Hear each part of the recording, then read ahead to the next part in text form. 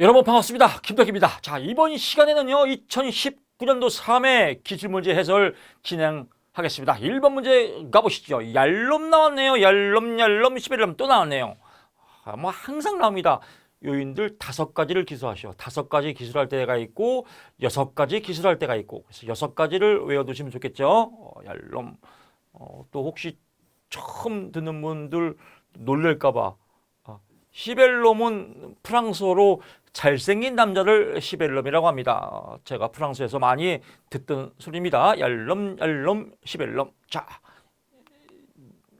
집단 상담입니다. 집단 상담에서의 치료적 요인, 집단 상담 모여서 집단 상담할 때 어떤 치료적 요인이 있냐 이겁니다. 첫째, 집단에서 으쌰으쌰하자. 집단 응집력을 가질 수 있다.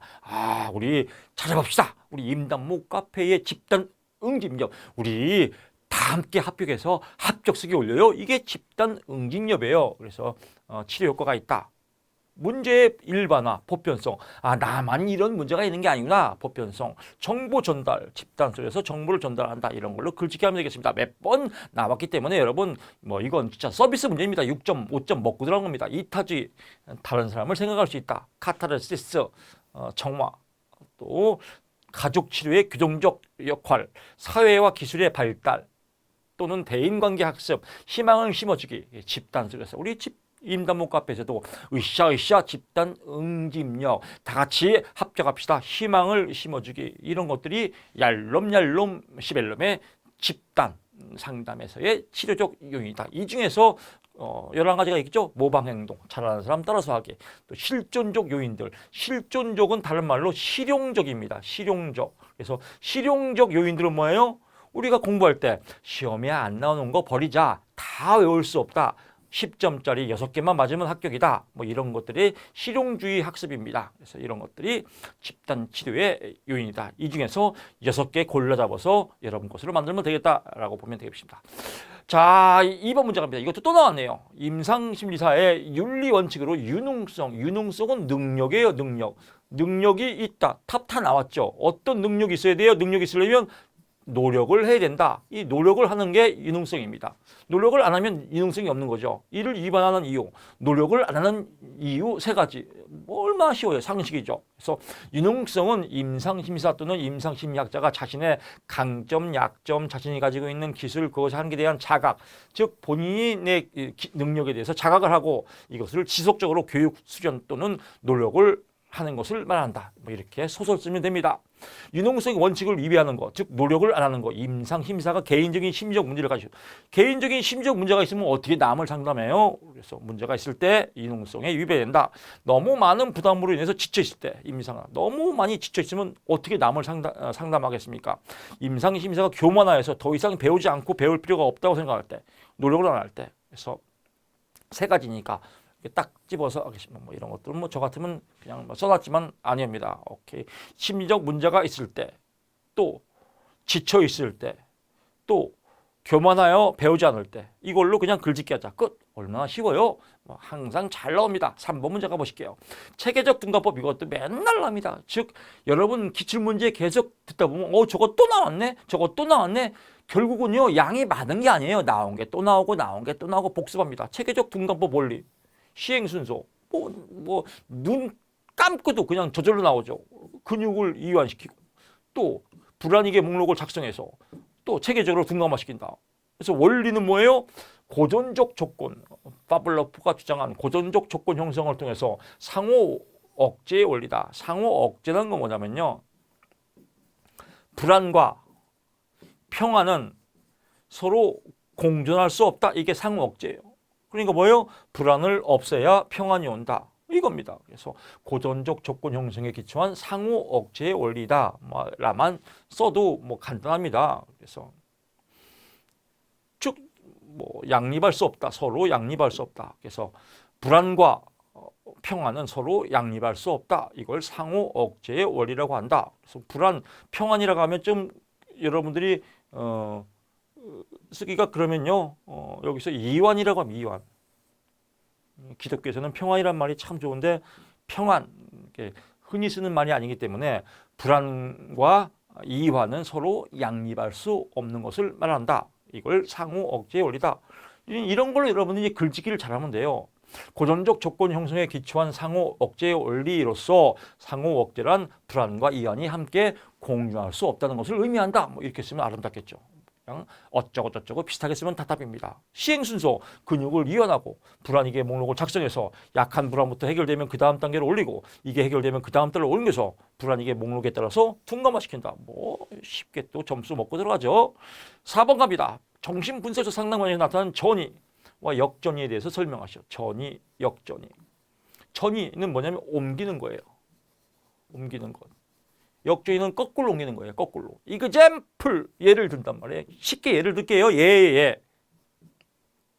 제가 너무 잘생겼어요. 근데 내 남자가 왔는데 제가 너무 그냥 예니까 좀 약간 거실리들 이해하십시오. 너무 잘생겨서 상담이 안 돼요. 저만 쳐다봐요. 나만 바라봐. 그래서 막 저한테 다 끌려와요. 이걸 전이라고 그래요. 역전이는 거꾸로 내 남자가 내 첫사랑의 여인과 똑같아요. 그래서 내가 상담을 못해요. 내 남자만 바라보고 너무 뷰티풀 아름다워요. 상담 끝나고 커피 한잔 할까요? 뭐 이렇게 감정이 끌려가는 것. 이걸 역전이라고 그래요. 그냥 쉽게 예를 드는 겁니다. 이해가 금방 될 겁니다. 이거를 이제 고급스게 쓰는 겁니다. 그래서 전이는 뭐예요? 상담 과정에서 전이는 내담자가 어린 시절에 중요한 인물에게 가졌던 뭐 이 느낌들을 상담자에게 표출하는 것이다. 이렇게 쓰면 됩니다. 이게 다 쓸 거 없어요. 전이란 내담자가 어린 시절에 중요한 인물에서 가졌던 어떤 느낌들을 상담자에게 표출하는 것을 말한다. 해결 방법은 상담자는 내담자에게 전의를 각성하도록 하여 문제와 밀접하게 관련되어 있는 과거의 경험과 갈등 등에 대해서 통찰을 제공할 필요가 있다. 하지만 여기는 해결 방안이 없으니까 그냥 혹시 전의와 해결 방안을 쓰시오라고 하면 쓰고, 여기가 뭐 저는 이렇게 깊이 공부할 거 없어요. 그냥 나온 것만 해도 어려워요. 공부하기가. 그러면 버리세요. 전의란 4점짜리니까요. 전이란 나오면 똑같이 나오니까 전이란 상담 과정에서 내담자가 어린 시절 어떤 중요한 인물에게 느꼈던 감정을 상담자에게 표출하는 것을 말한다. 역전이란 내담자의 태도와 외형적 행동에 대한 상담자의 개인적인 정서적 반응이 내담자에게 옮겨지는 것을 말한다. 상담자의 개인적인 감정이 내담자에게 옮기는 것을 말한다. 투사라고 해도 되고, 뭐 투사를 못 외우시는 분은 그냥 옮기는 것을 말한다. 해결 방안은 거꾸로 시험 문제가 잘 나올 수 있습니다. 그래서 해결 방안은 첫째, 교육 분석과 자기 분석을 통해서 역전이를 알아챈다. 두 번째, 그래도 안 될 경우에는 상담사의 상담사, 슈퍼바이저에게 상담을 의뢰한다. 즉 교육을 받는다. 그래도 안 될 경우에는 다른 상담사에게 인계한다. 상담을 계속 하면 안 된다. 그래서 이 세 가지는 외워두세요. 역전이의 해결 방법, 교육 분석과 자기 분석을 통해서 역전이를 자각한다. 두 번째, 슈퍼바이저에게 상담을 의뢰한다. 세 번째, 다른 상담사에게 인계한다. 라고 보시면 될 것 같습니다. 5번 뭐 이것도 뭐 맨날 나오는 겁니다. 인간 중심 상담에서 칼 로저스가 제시한 상담자의 자세. 그래서 일무공, 일치성, 상담은 진솔하게 하라. 무조건적 수용, 내담자의 입장을 무조건 수용하고 존중해라. 공감, 공감적 이해, 공감하고 이해해라. 그래서 일치성, 무조건적 수용, 공감적 이해, 일무공 해결됐습니다. 벌써 여기까지만 맞아도 3점. 4점, 7점, 12점, 17점, 23점. 합격 아니겠습니까? 여러분 강의 들으면 야, 합격인데 이게 100% 이런 느낌이 들 겁니다. 그래서 여러분들 강의 들으시면서 정말 제가 여러분들 권면합니다. 기출문제 강의, 파이널 강의, 합격 선물만 보면 100% 합격됩니다. 합격이 안 될 수가 없어요. 근데 왜 합격률이 18%, 15%, 20%가 안 됩니까? 공부하는 방법이 잘못되었다. 여러분들 공부하는 방법을 지대로 공부하시니까 여러분들은 합격입니다. 하늘의 영광, 땅의 축복, 할렐루야. 여러분 합격입니다. 합격 쓰기 미리 준비하십시오. 6번 갑니다. 이것도 뭐 누워서 떡 먹기죠. 누워서 떡 먹는 것보다 더 쉬워요. 다음 보기의 사례를 읽고 무릎에 탑하시오. 김대리는 업무 능력이 뛰어나고 남보다 승진이 빠르다. 항상 김대리예요. 강대리라고도 안 나와요. 김대리 나옵니다. 김대리 나오면 오케이, 김대리가 사소한 실수를 저질렀다. 상사와 동료들이 모두 괜찮다고 하였으나 정작 김대리 본인은 자신이 실수를 저질렀다는 사실을 용납하기가 어렵다. 이 완벽주의자죠. 김대리는 약간의 실수라도 저지른다면 나는 회사 생활에서 끝이다. 이게 미친 거죠, 이게. 이 미친 걸 뭐라고 그래요? 인지적 오류라고 하죠. 김대리와 같은 심리적 어려움이 있는 직장 동기인데 한번 실수했다고. 이럴 때 보기에 제시한 김대리의 사례를 REBT의 A, B, C, E, 여기서 이제 인지, 정서, 행동이 다 들어가죠. 그러면 A, 선행 사건이 일어났다. B, 비합리적 신념이 발생하였다. C, 그래서 어떤 나쁜 결과가 나왔다. 디스포, 논박을 통해서 또 아름다운 효과를 만들자. 이거 뭐 소설쯤은 좋죠. 그래서 선행 사건이 나왔고 비합리적 신념체계가 어쩌고 나왔고 결과가 나온 다음에 이거를 논박을 통해서 아니야 실수해도 괜찮아. 그래서 기분이 좋아졌다. 효과. 뭐 글짓기 하면 아름다운 오점이 되겠죠. 7번 갑니다. 투사적 기법의 장점 단점을 각각 3가지씩 쓰시오. 6점. 이것도 먹고 들어가요. 기본. 아주 뭐 뻔할 번째입니다. 예를 들면 로샤의 잉크 반증 검사 RIT 검사죠. 그래서 잉크를 떨어뜨린 다음에 여기서 양쪽을 접은 다음에 이 그림을 보고 어떤 생각이 납니까? 라고 물어보는 것이 투사 기법이에요. 그러면 이 그림을 보고 이 그림이 나비 같네요. 어떤 사람은 이 그림이 상어 같네요. 어떤 사람은 이 그림이 동물의 뼈 같네요. 여러 가지 답이 나올 수 있죠. 그래서 첫째, 반응이 다양하고 풍부하다. 또 어떤 사람은 이상한 답을 할 수 있어요. 이 그림 보니까 똥 같네요. 이렇게. 그래서 반응이 독특하다. 또 이게 물어보는 의도를 몰라. 이걸 왜 나한테 물어봤을까? 내가 방어를 못하죠. 그래서 방어가 어렵다. 얼마나 쉬워요. 이게 장점이 되겠죠. 단점은 이거가 반드시 이렇다는 게 아니에요. 그냥 전문가로서 주관적 판단이에요. 그러니까 뭐예요? 신뢰도가 낮다. 두 번째, 타당도도 낮다. 세 번째, 검사자에 따라서 주관적 판단에 오류가 있다. 주관적 판단. 왜 검사자가 뭐 지 맘대로 판단하니까 아무리 전문가지만 실수할 수 있지 않습니까? 그래서 이런 것들이다. 답 나왔죠. 그래서 이거 다 쓸 거 없습니다. 장점, 반응이 독특하다. 두 번째, 방어가 어렵다. 세 번째, 반응이 풍부하다. 끝. 3가지만 외우고 설명 필요 없습니다. 단점, 신뢰도가 낮다. 두 번째, 타당도가 낮다. 세 번째, 전문적 검사자가 필요하다. 네 번째, 검사자에 대한 오류가 발생한다. 이 중에서 여러분이 골라 잡으면 될 것 같습니다. 아주 쉬운 문제입니다. 또 6점 먹고 들어갔죠. 여기까지만 봐도 합격할 것 같네요. 8번, 행동치료 방법 중 용암법과 조용법에 대해서 설명하세요. 4점이에요. 4점짜리는 길게 하지 말라 이거예요. 즉, 2가지의 차이점만 체크하면 됩니다. 용암법은 뭐냐면요. 행동을 치료할 때 줄이는 거예요. 줄이는 거. 조용법은 단계를 나누는 거예요. 단계를 올리는 것. 용암법은 단계를 얘는 줄이는 거, 얘는 올리는 거. 이게 포인트예요. 그래서 적절한 행동을 발달시키는 거다. 조용법은 새로운 행동을 만드는 거다. 얘는 발달해요. 어떻게 발달하냐? 줄여서 발달시키는 거예요. 줄여서. 얘는 새로운 행동을 점점 올리는 거예요. 이렇게. 포인트만 잡으면 됩니다.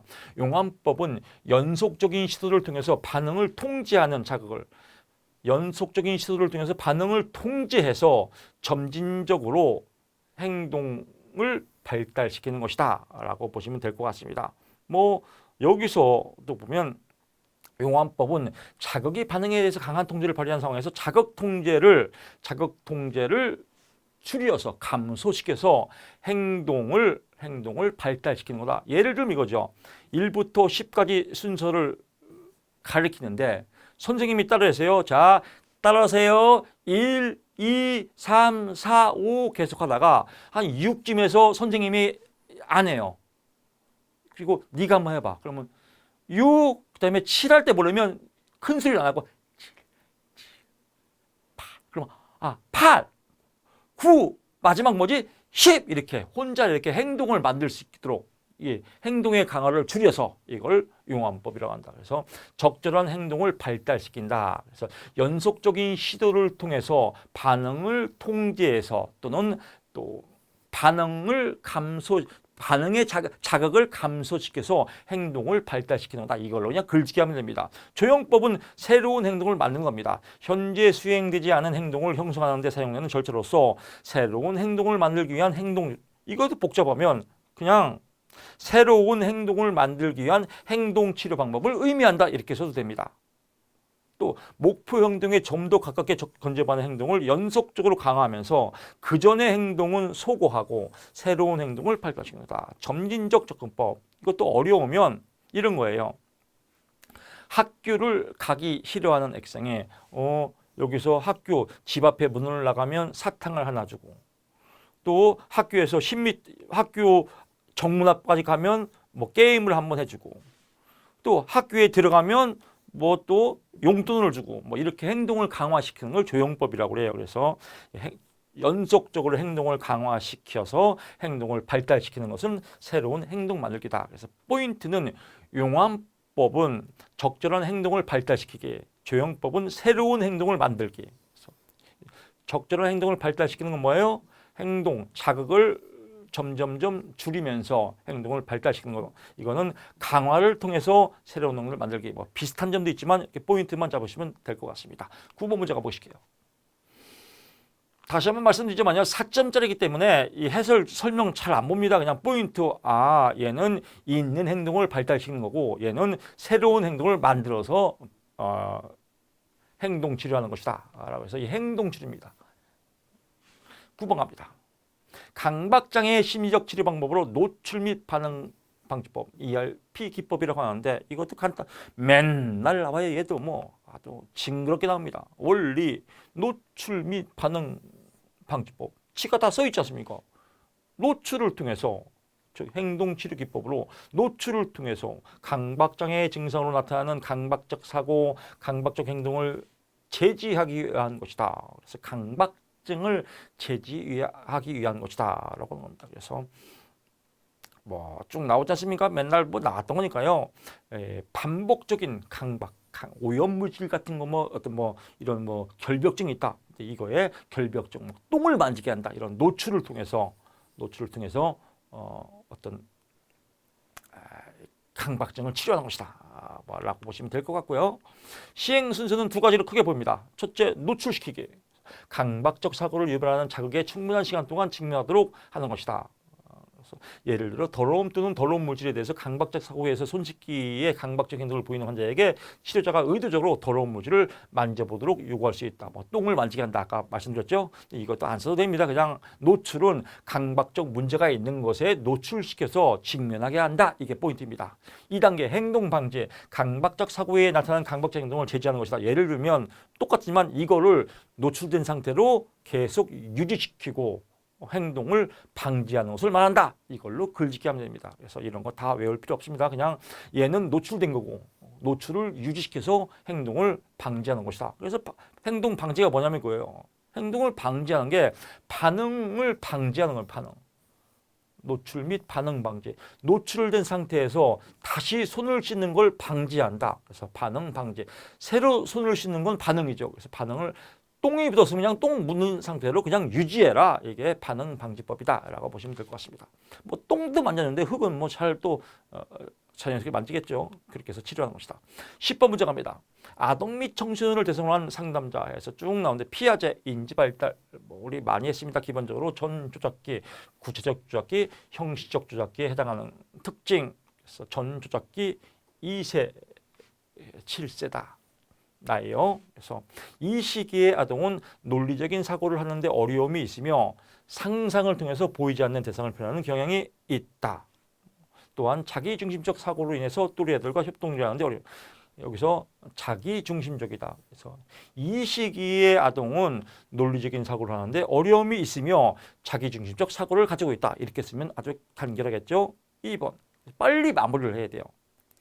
상담사는 듣기와 말하기만으로 상담을 이끌어가는데 어려움이 있음을 염두에 두고 뭐 이건 안 써도 됩니다. 그냥 이렇게 간결의 미학입니다.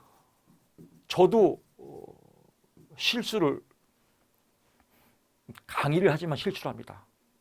실수하면서 또 이렇게 저도 자기 노출을 하면서 다짐을 하는 겁니다.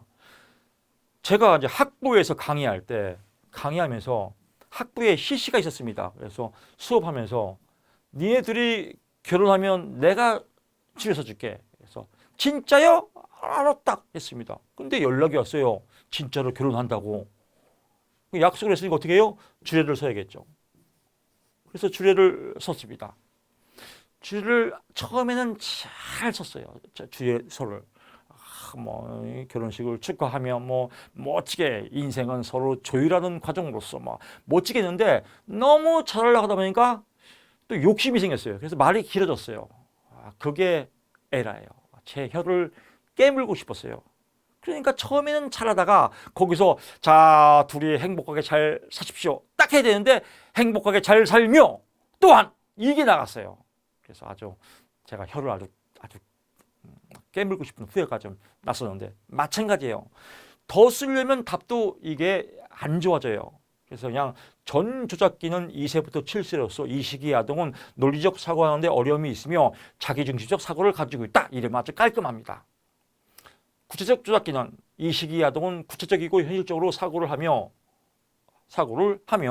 오케이 또 뭐 그냥 여기서 그냥 학교에서의 또래 관계를 통해서 자신과 타인의 관점의 차이를 그냥 구체적이고 현실적인 사고를 하며 자신과 타인의 관점 차이를 깨닫게 된다까지 마무리하면 되겠죠. 그냥 이건 왜 썼어요? 그러면 또 어떤 사람이 나는 이게 좋아야 할 수 있잖아요. 상담사는 이 시기에는 가설 영역적 사고력 결핍으로 인해서 여러 가지 가능성을 고려하는데 어려움이 있음을 염두에 둔다. 뭐 이렇게 써도 되지만 저 같으면 안 써요. 그냥 이렇게 써. 교수님 조금 더 길게 쓰고 싶어요. 이런 사람들은요. 한 번 더 써주세요. 이렇게 구체적 조작기 땡땡 구체적 조작기는 7세부터 10세까지의 나이에 포함되며 이름만 두 줄 나와요. 크게 쓰면. 3번 또 여기도 형식적 조작기란 12세 이상의 나이대를 의미하며 이 시기는 자신의 능력과 타인의 능력을 비교할 수 있며 자아의식이 강해서 어른의 의지보다 더 또래의 기준과 동조하는 경향이 있다. 뭐 이렇게 마무리하면 되겠죠. 또는 뭐 조금 고급지면 형식적 조작기 때는 뭐 추상적이고 개념적인 파악도 할 수 있다. 뭐 이렇게 뭐 써두고만 안 써두고만. 11번 갑니다. 가족을 하나의 유기체로 보는 맥바와 백바의 가족 치료에 이건 뭐 성 이름이니까 같이 이렇게 나간 것 같습니다. 그래서 뭐 백바가 앞에 붙어 있고 사람이 다른 사람이에요. 뭐 근데 백바건 백바지건 필요 없어요. 그냥 나오면 똑같이 나오니까 가족 치료의 기본 존재 백바가 얘기했던 건 사람들 간의 관계에 대한 주목을 해야 된다. 그래서 가족 치료는 뭐 개인과 개인의 문제를 별개로 보는 시각에서 벗어나 사람들 간의 관계와 관계 문제에 대해서 주의를 준다. 어떤 관계를 잘 이루는가에 포인트 둔다. 그래서 설명 안 써도 됩니다. 그냥 이해를 도와준 거니까요. 사람들 간의 관계에 대해서 주목한다. 이렇게 쓰면 됩니다. 두 번째, 관찰자와 관찰 대상 간의 상호작용 맥락에 대해서 고려한다. 뭐 이 말이나 그냥 비스무리합니다. 그래서 관찰자와 관찰 대상 간의 상호 의존을 강조하므로 즉 상호작용하는 맥락을 서로 상호 협동을 이거예요. 혼자 하지 말고 서로 혼자 하지 말고 같이 하니까 가족이죠. 그래서 그냥 이것도 설명 안 써도 됩니다. 관찰자와 관찰 대상 간의 상호작용 맥락을 중요시해야 했다. 왜보다는 무엇에 대해서 강조했다. 그래서 왜 그러니 일어나는 현상보다는 무엇 때문에 그런가 원인에 대해서 강조하였다. 그래서 왜보다는 무엇에 대해서 강조하였다. 그래서 이렇게 제목만 쓰면 될 것 같습니다. 12번 갑니다. 그러니까 이런 것들만 줄여도 책을 보게 되면요. 자꾸 이걸 읽어보고 싶어요. 책을 보게 되면. 그리고 자꾸 읽어보고 싶고 외우고 싶어요. 외우고 싶은 뿐만 아니라 이걸 또 노트에다 또 적어요. 이게 헛발질이에요. 그래서 저는 맨날 강조하지만 책 보면 오히려 더 마이너스 요소가 있어요. 강의를 들어야 돼요. 이런 거 그냥 부수적인 설명이고 안 써도 되는구나. 그럼 1번 사람들 간의 관계에 대해서 주목한다. 관찰자와 관찰 대상 간의 상호작용 맥락에 대해서 맥락을 중요시한다. 외부자는 무엇을 강조한다. 이러면 이 정도 이건 깔끔하게 외울 수 있잖아요. 아, 그렇구나. 오케이, 통과 외울 수 있어. 이러면 될 것 같습니다. 12번 가죠. 웩슬러가 정의한 지능의 개념. 지능은 뭐예요? 그냥 지능이죠. 이게 얼마나 쉬워요. 유동성 지능과 결성성 지능 특징 두 가지씩 설명하죠. 6점. 이거 6점 먹고 들어가요. 유동성 지능. 이건 뭐예요? 지능. IQ는 유전에 의한 것이다. 결정성 지능. 결정성은 뭐예요? 유전이 아니라 환경을 중요시. 이걸로 그냥 글짓기 하면 돼요. 지능은 뭐예요? 대가리. IQ. 유동성 지능은 유전적으로 탄호한 지능. 결정성 지능은 환경에 의해서 변화하는 지능. 이걸로 그냥 글짓기 하면 공부 끝. 공부할 게 별로 없어요. 근데 이런 거 다 외우고 그냥 유동성 지능, FL, UID, INTL 이런 거 외우니까 어려운 거죠. 지능. 한목적적. 이거 어렵네? 그러면 버려요. 그냥 써놓은 거니까. 지능은 개인이 합리적으로 사고하고 생각하는 효율적으로 다루는 종합적 전체적인 능력이다. 이렇게 쓰면 되겠고요. 지능은 그냥 어떤 합리적인 사고의 전체적인 능력을 알아보는 것이다. 이렇게 써도 되고, 지능은 종합적 전체적인 능력을 알아보는 개념이다. 이렇게 써도 되고, 그냥 쓰면 답입니다. 유동성 지능, 유전적 선천적으로 주어지는 능력으로서 경험이나 학습의 영향을 거의 받지 않는다. 그냥 유전적 선천적으로 주어지는 능력으로서 경험이나 학습의 영향을 거의 받지 않는다. 끝. 결정성 지능. 좀 길게 쓰고 싶으면 유능성 지능과는 달리, 그럼 한 줄 나오잖아요. 결정성 지능은 환경이나 경험, 문화적 영향에 의해서 발달되는 지능을 말한다. 후천적으로 발달이 이루어진다. 끝. 아름답지 않습니까? 공부 별거 할 거 없습니다. 13번. 강의를 계속 여러분 들으세요. 강의를 반복적으로.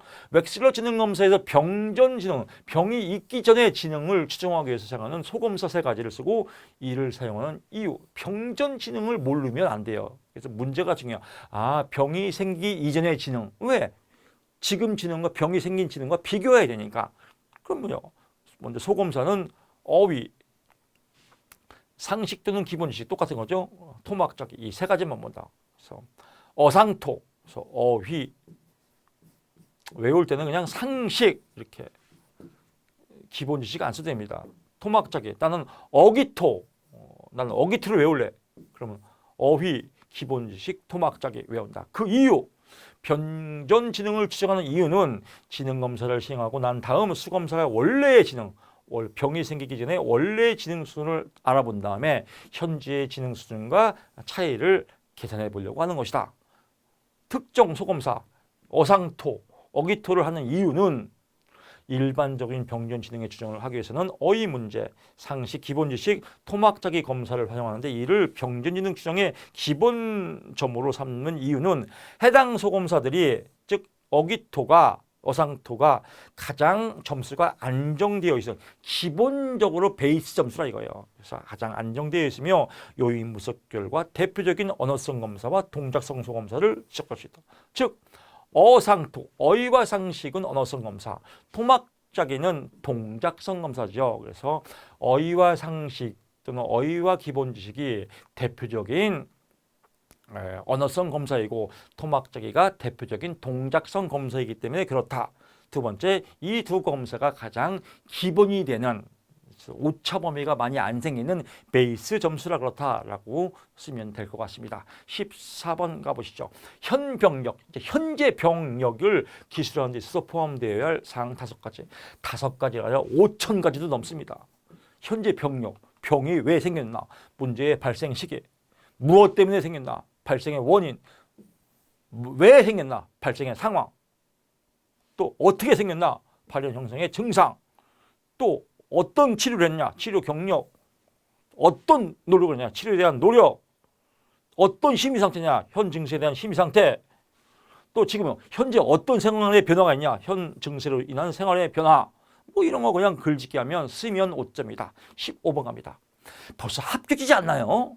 임상적 면접의 서면 보고서에 포함될 내용 5가지가 5,000가지도 내도 없는 서면 보고. 서면은 뭐예요? 글로 쓰는 거예요. 글로. 면접할 때. 그럼 뭐예요? 환자에 대한 신상 정보. 또 무엇 때문에 주호소 문제. 현재 병이 있나. 또 과거 병력. 또 병전 성격. 병이기 전에 성격은 어떤가. 또 병후 성격. 개인력, 가족력, 정신상태, 권고사항, 특이사항, 특징, 장단점 뭐 쓰면 답이죠. 재활치료의 주요 경우를 병리, 손상, 장애, 핸디캡을 이것도 엄청 잘 나와요. 간단해요. 병리는 원인 유세예요. 즉 중추신경계 이상이나 병적 소인을 병이 생기는 원인이에요. 그래서 중추신경계 이상이나 병적 소인을 병이 생기는 원인을 말한다라고 그냥 요 하나만 쓰면 될 것 같습니다.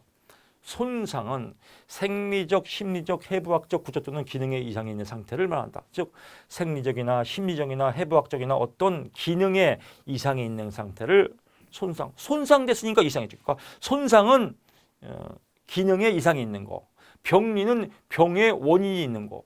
포인트만 잡아서 소설 쓰면 됩니다. 여기 이 내용 갖고 이제 글짓기 하면 돼요. 장애는 뭐예요? 손상으로 인해서 정상적인 행동을 할 수 없는 거. 핸디캡은 손상으로 인해서 정상적인 행동을 할 수 없을 때 생기는 사회적 불이익. 사회적 불이익, 이게 포인트죠. 그래서 손상 장애 때문에 생기는 사회적 불이익을 핸디캡. 손상으로 인해서 정상적인 행동을 할 수 없는 것, 능력이 없는 것은 정상적인 행동 수행을 할 수 없는 능력의 제한이나 결핍이 있는 것은 장애. 이걸로 글짓기 쓰면 됩니다. 너무 쉽지 않나요? 17번 갑니다. 내담자를 면접 평가할 때 사용하는 행동평가 방법. 이것도 세 가지가 아니라 3,000가지도 넘죠. 즉 임상심사 2급은 인문학적 요소를 누가 잘 쓰냐. 즉 이건 뭐냐면요. 이 사람이 상담사로서 객관적인 인성의 능력이 있나 없나 이걸 보는 겁니다. 근데 마치 글씨를 정확히 썼나 안 썼나 글씨를 외우려니까 합격률이 저조한 거예요. 인문학적으로 하는데 뭘 외울 게 있어요. 행동을 평가 면접할 때 그러면 행동을 봐야지. 그래서 방법 3가지. 행동적 면접.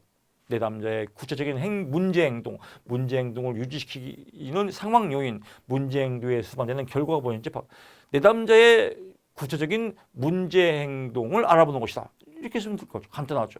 2번째, 관찰법. 행동평가에서는 자연적인 상황에서의 관찰법, 통제되는 관찰법, 자기관찰법 등 여러 가지 관찰. 즉 자연적인 상황에서 생기는 관찰법, 통제된 관찰법, 자기관찰법 등을 통해서 행동평가를 하는 것을 말한다. 이러면 간단하죠. 질문지 평정 족도, 질문이다 평정 족도 같은 간단한 지필검사를 통해서 내담자의 행동을 평가하는 것을 말한다. 이러면 간단하죠. 18번 갑니다. MMPI2에서 과장된 보고를 탐지하는 척도 3가지. 과장됐다. 즉 거짓말하는 거죠. 거짓말. 각각에 대해 설명하셔. 그래서 MMPI2죠. 2 척도, F척도. F척도의 3가지입니다. 그래서 가장 원론적인 척도는 비전형 척도. 2번째는 비전형 척도의 후반부를 다시 한번 검사하는 비전형 후반부 척도. 또 3번째는요. F검사를 더 정신병리로 나누는 비전형 정신병리 척도. 정신병의 수준을 알아보는 거죠. 심도 있는 심화된 척도죠. 이 3가지를 보고 이 3가지 썼으면요. 그냥 6점 주고 싶어서 환장을 해요. 채점자는. 왜? 알기 때문에. 쓰는 거는 뭐 아니까 썼겠죠. F척도는 비전형적인 방식으로 응답하는 사람들을 탐지하기 위한 것으로 검사 문항에 대해서 정상인들이 응답하는 방식에서 벗어나서 경향성. 즉 정상인들이 응답하는 방식에서 벗어나는 것을 알아보는 것을 F척도 비전형 척도라고 그래요. 이그젬플 예를 들면 나는 밥 먹기를 좋아한다. 정상적인 사람은 그냥 좋아한다. 보통이다. 근데 비전형 척도는 밥 먹는 걸 아주 매우 싫어한다. 밥 먹는 거 매우 싫어하면 잘못하면 죽을 수 있어요. 이런 게 비전형 척도예요. 후반부 뭔가 애매해 이걸로요. 그래서 좀 더 뒤에 자세하게 알아봐야겠다.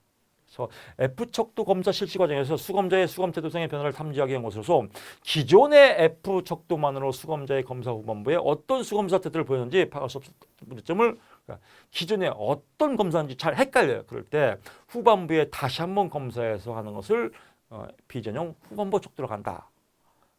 이만큼만 쓰면 됩니다. 뭐 이런 거 몰라도 돼요. 그냥 심심할 때 읽어보시고요. 비전형 정신병리 척도는요.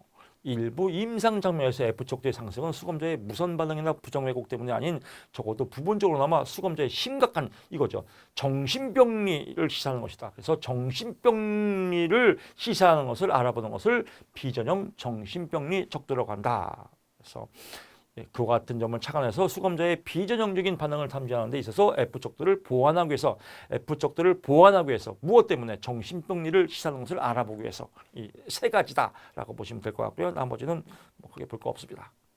19번 갑니다. MMPI의 프로파일 해석과 관련해서 긍정 왜곡, 긍정적으로 자기를 왜곡한다 이거요. 또 부정 왜곡의 의미와 척도 형성을 설명하시죠.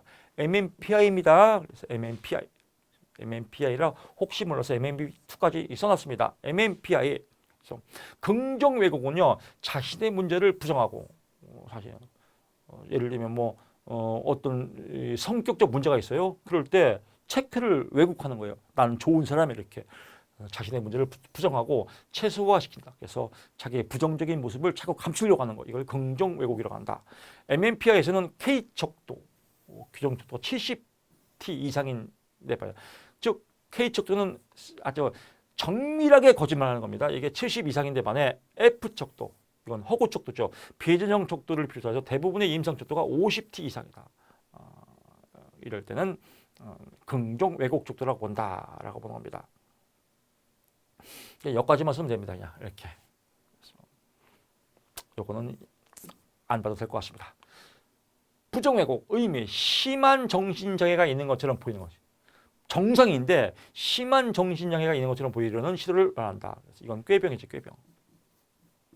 그래서 뭐 예를 들면 군대를 안 가려고 막 일부러 아주 이상하게 답을 하는 거예요. 꾀병이죠. 그래서 MMPI에서는 F척도, 비전형 척도가 100T 이상이에요. 지금 엄청나게 뻥 까는 거예요. 이상하다고. 그래서 척도, 가장 심한 척도 6, 7, 8, 편집증, 강박증, 정신분열증이 90T 이상인데 이게 막 약간 막 또라이가 지가 또라이라고 표현하는 겁니다.